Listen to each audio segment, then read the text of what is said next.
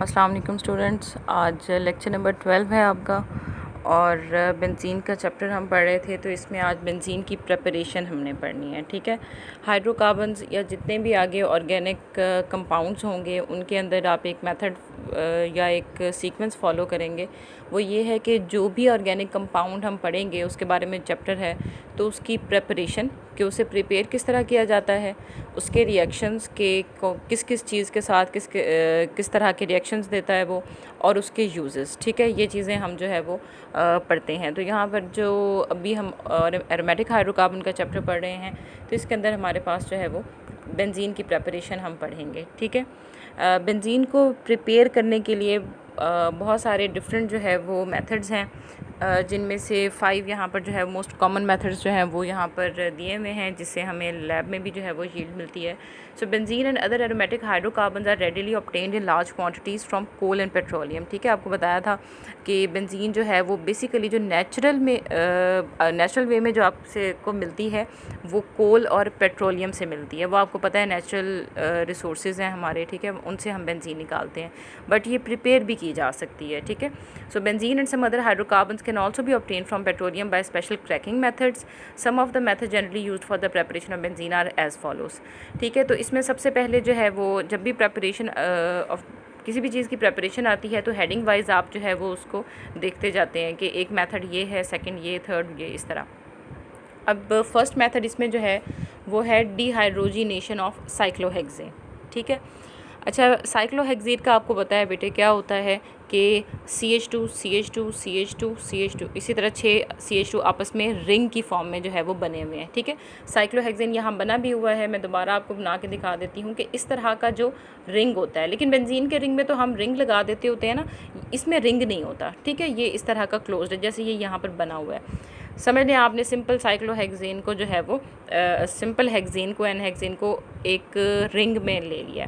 तो जब हम साइक्लोहेक्सेन की डिहाइड्रोजिनेशन कर देते हैं तो तब भी हमारे पास बेंजीन बन जाता है। अभी हमने पीछे जब पढ़ा था स्टेबिलिटी ऑफ बेंजीन के बारे में, उसमें हमने इसी साइक्लोहेक्सेन के अंदर जो है वो हाइड्रोजिनेशन करवा कर जो है इसमें हाइड्रोजन ऐड करवा के, हाइड्रोजनेशन करवा के इसका डबल बॉन्ड ख़त्म कर दिया था, जैसे साइक्लोहेक्सेन थी, ठीक है, उसका। लेकिन इसका रिवर्स ये होता है कि आप साइक्लोहेक्सेन के अंदर अगर डिहाइड्रोजिनेशन करवा देंगे। डिहाइड्रोजिनेशन का मतलब क्या होता है? जैसे हाइड्रोजिनेशन का मतलब हाइड्रोजन की एडिशन होता है, उसी तरह डिहाइड्रोजिनेशन का मतलब होता है हाइड्रोजन को रिमूव करना, ठीक है। डी है ना, डी एक्टिव जैसे होता है, ठीक है, किसी चीज़ को डीएक्टिव कर देना, तो डी का मतलब होता है रिमूव कर देना, नहीं, ठीक है। तो डिहाइड्रोजिनेशन का मतलब है कि हाइड्रोजन को रिमूव करना। साइक्लोहेक्सेन या उसके डेरिवेटिव को कि जब आप डिहाइड्रोजिनेशन कर देते हैं तो डिहाइड्रोजिनेशन से आपको पता है जब हाइड्रोजन रिमूव होता है तो डबल बॉन्ड आ जाता है, ठीक है, कार्बन और कार्बन के दरमियान डबल बॉन्ड आ जाएगा। तो इसकी वजह से आपके पास बेंजीन या फिर सब्सटीट्यूटेड बेंजीन बन सकते हैं। और इसमें जो कंडीशंस हैं बहुत इंपॉर्टेंट होती हैं। यहाँ पर ये जो रिएक्शंस हैं इनकी कंडीशन समेत आपने ये याद करने होते हैं, ठीक है। कंडीशन क्या चाहिए इसके लिए? आपको प्लाटिनम या पैलेडियम का कैटलिस्ट चाहिए, ठीक है, और 250 डिग्री आपको जो है वो टेम्परेचर चाहिए इसके लिए। तो जब 3 हाइड्रोजन एक इस कार्बन से, ठीक है, एक इस कार्बन से जब रिमूव होगा तो ये एक आपके पास डबल बॉन्ड बन जाएगा, फिर इस कार्बन और इस कार्बन से हाइड्रोजन रिमूव होगा तो दूसरा डबल बॉन्ड बन जाएगा, और जब इस कार्बन और इस कार्बन से होगा तो तीसरा डबल बॉन्ड बन जाएगा। इसलिए यहाँ 3 हाइड्रोजन के मॉलिक्यूल्स निकले हैं। और बेंजीन के देखें आपके पास रिंग लगा दें, चाहे कैक्यूल वाला कोई स्ट्रक्चर लगा दें, तो यहाँ पर 3 जो है वो बेंजीन के डबल बॉन्ड बन गए, ठीक है। तो यानी कि बेंजीन बन गई है। तो आप पहला मेथड है डिहाइड्रोजिनेशन ऑफ साइक्लोहेक्सेन से हम बेंजीन बना सकते हैं, ठीक है। सेकेंड मेथड है एसिटाइलिन से। अब एसिटाइलिन क्या होती है? एसिटाइलिन बेटा इथाइन को ही कहते हैं, ठीक है। इथेन, इथीन, इथाइन सुने हुए हैं ना। तो इथेन क्या होता है? CH3 ethene, CH2 double bond CH2, और इथाइन होता है CH ट्रिपल बॉन्ड CH, ठीक है। तो वही एसिटाइलिन और इथाइन एक ही बात है। तो एसिटाइलिन से आप कैसे बना सकते हैं? Benzene is formed by passing acetylene under pressure over an organo nickel catalyst.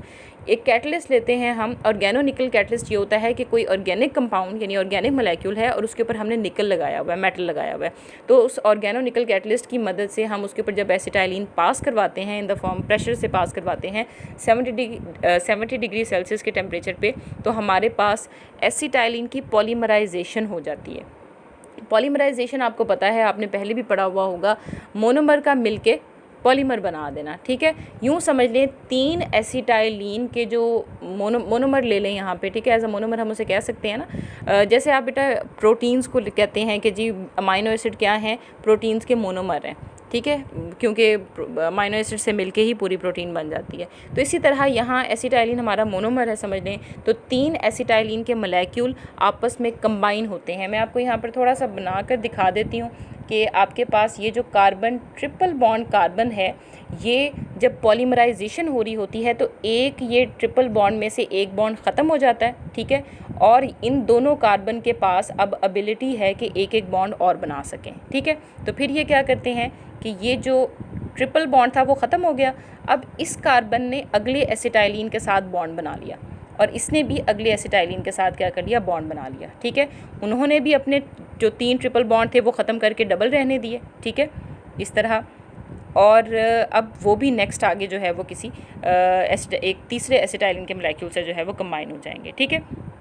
तो आपके पास ये हो गया 1 2 3 4 5 6, हाँ जी ये 3 हो गए हैं पूरे, ठीक है, 3 एसिटाइलिन के मोलेक्यूल हो गए और ये आपस में इस तरह से बाइंड हो जाएंगे। इनको लेकिन लिखते हम इस तरह से हैं कि आपके पास ये इस तरह बनेंगे, कार्बन डबल बॉन्ड कार्बन, ये एक एसिटाइलिन का समझ लें मोलेक्यूल, एक तरफ इस कार्बन से और एक तरफ ये इस कार्बन से लिंक हो गया। इसी तरह ये डबल बॉन्ड, ये कार्बन, ठीक है, और इसी तरह आपके पास, सॉरी ये डबल बॉन्ड यहाँ नहीं आएगा, ये भी मैं रेज़ नहीं कर सकती। अच्छा, उसके बाद आपके पास यहाँ पे कार्बन, ये यहाँ डबल बॉन्ड आएगा, ठीक है, ये नहीं आएगा, यहाँ पे ये डबल बॉन्ड नहीं आएगा। तो इस तरह से ये पॉलीमराइज़ हो जाते हैं। हाइड्रोजन तो है इनके पास, वो मैं इसलिए नहीं लिख रही क्योंकि आपको पता है इनमें से हर कार्बन के साथ क्या है, हाइड्रोजन है, ठीक है। तो ये इस तरह से पॉलीमराइजेशन होती है। तो सेकंड मेथड है फ्रॉम एसिटाइलिन, तो आप 3 जो है वो एसिटाइलिन के CH ट्रिपल बॉन्ड CH के मोलेक्यूल लेंगे और वो बेंजीन में कन्वर्ट हो जाएंगे पॉलीमराइजेशन के थ्रू, ठीक है। तीसरा मेथड है अल्केन से, आप अल्केन से भी, सिंपल अल्केन से भी बेंजीन बना सकते हैं। कैसे बना सकते हैं अल्केन, कौन सा, अगर आपने बेंजीन बनाना है तो बेंजीन में कितने कार्बन होते हैं, 6 कार्बन होते हैं, तो आपको अल्केन भी वो लेना पड़ेगा जिसमें 6 कार्बन है, और 6 कार्बन कौन से अल्केन में होता है, हेक्सेन में, ठीक है, हेक्साम होता है 6 के लिए। तो बेटा ये जो दिया हुआ है हेक्सेन, एन हेक्सेन, ये एक्चुअली वही CH3 CH2, ठीक है, वो जो आपके पास हम चेन बनाते होते थे, ठीक है, इसी तरह आगे 6 आपने करने हैं, CH3 CH2 CH2 CH2 CH2 और एंड में CH3, एन हेक्सेन, ठीक है। उसको सिर्फ हमने यहाँ पर ज़रा साइक्लिक सी फॉर्म में लिख लिया। अभी देखिए हमने बॉन्ड नहीं बनाया हुआ यहाँ पे, ठीक है, ये भी CH3 है और ये भी अभी CH3 है, बॉन्ड नहीं बना हुआ, तो इसलिए ये एन हेक्सेन है। हमने लिखा सिर्फ उसको इस तरह सर्कुलर फॉर्म में ताकि बाद में हम बता सकें कि ये इसमें कन्वर्ट हो गया। अब इसमें जो कंडीशंस हैं वो क्या है कि आप क्रोमियम ऑक्साइड, यहाँ हम मिक्सचर यूज़ करते हैं कैटलिस्ट का, किस किस चीज़ का, क्रोमियम ऑक्साइड Cr2O3, ठीक है, एल्यूमिना या एल्यूमिनियम ऑक्साइड Al2O3 और सिलिका या SiO2 जिसको हम कहते हैं, ठीक है, इन तीनों का mixture as a catalyst use करते हैं और टेम्परेचर देते हैं 500 डिग्री सेल्सियस का, तो एन हेक्सेन कन्वर्ट हो जाता है बेंजीन में। अब यहाँ पर आपके पास जो है हाइड्रोजन ज़रा ज़्यादा रिमूव होंगे, ठीक है, वो जो साइक्लोहेक्सेन में क्योंकि CH2 थे वहाँ पर 3 हाइड्रोजन के जो है मोलेक्यूल रिमूव हुए थे, यहाँ पर ज़्यादा होंगे। देखें, एक तो एक हाइड्रोजन इन दोनों कार्बन से रिमूव होगा, एक हाइड्रोजन इन दोनों कार्बन से रिमूव होगा, और ये जो CH3 वाले कार्बन हैं यहाँ से 2 हाइड्रोजन रिमूव होंगे, ठीक है। तो 4 हाइड्रोजन के मोलेक्यूल हो गए, इसलिए यहाँ पर 4H2 लिखा हुआ है, ठीक हो गया। अभी तक हम इनके मैकेनिज्म में नहीं जा रहे क्योंकि आपके प्रिपरेशन में मैकेनिज्म इन्वॉल्व यहाँ पर नहीं होते, ठीक है, रिएक्शंस में होंगे, रिएक्शन में हम पढ़ लेंगे, ठीक है। तो ये इसलिए आपके पास डायरेक्ट जो है रिएक्टेंट प्रोडक्ट में कन्वर्ट हो गया। दूसरी बात कि अल्केन्स अगर आपने सब्सटीट्यूटेड बेंजीन बनाना है, सब्सटीट्यूटेड बेंजीन क्या होता है, जिसके ऊपर कुछ लगा हुआ हो, जैसे यहाँ पर ये टॉलीन हमने बनाना है, ठीक है, अगर टॉलीन बनाना है तो फिर हमें अल्केन भी, कितने टॉलीन में कितने कार्बन होते हैं, 7, ठीक है, 6 बेंजीन के कार्बन और एक मिथाइल ग्रुप वाला कार्बन। तो अब हमें जो अल्केन लेना पड़ेगा वो भी 7 मेंबर लेना पड़ेगा, और 7 मेंबर जो अल्केन है उसे हेप्टेन कहते हैं। ठीक है, तो ये भी आप देख लें, इसी तरह से हमने 7 मेंबर जो है वो अल्केन ले लिया है, हेप्टेन यानी कि। ठीक है, और ये आपस में जो लास्ट में CH3 था वो हमने इस तरह से ऊपर जो है वो लगाया हुआ है। ठीक है, सेम कैटलिस्ट यूज़ करेंगे, कैटलिस्ट मिक्सचर, और सेम टेम्परेचर देंगे। ठीक है, तो ये आपके पास कन्वर्ट हो जाएगा टॉलीन में, यानी कि बाकी सारा कुछ वैसे ही होगा, 4 हाइड्रोजन निकल जाएंगे। ये जो एक्स्ट्रा ऊपर मिथाइल ग्रुप था ये एज अ टॉलीन के मिथाइल ग्रुप के तौर पे यहाँ पर लगा रहेगा। ठीक है, बहुत सिंपल है, बहुत इजी सी प्रिपरेशन है बेंजीन की। ठीक है, बस आपने ये याद रखना है कि किस चीज़ से बन रहा है, कंडीशंस क्या हैं। अच्छा, फोर्थ मेथड जो लेबॉर्ट्री प्रिपरेशन का है, जिससे हम लेबॉर्ट्री में भी बेंजीन बना सकते हैं, that is benzene can be prepared in laboratory by 2-3 methods हैं। उनमें से पहला मेथड है by heating sodium salt of benzoic acid with soda lime. बेटा बेंजोइक एसिड मैंने आपको बताया था, बेंजोइक एसिड होता है अगर बेंजीन के ऊपर COOH यानी कि एसिड ग्रुप लगा हो। कार्बोक्सिलिक एसिड अगर पीछे हमने पढ़ा भी है, आप देख सकते हैं पीछे से कि बेंजोइक एसिड क्या है, अगर बेंजीन के ऊपर जो है वो कार्बोक्सिलिक एसिड लगा हुआ है। ठीक है, अगर इस कार्बोक्सिलिक एसिड का हाइड्रोजन रिमूव होके यहाँ पर सोडियम लग जाए तो फिर ये क्या हो जाएगा, sodium salt of benzoic acid, या फिर आप कह सकते हैं इसे सोडियम बेंजोएट। ठीक है, ये यहाँ पर लिखा हुआ है।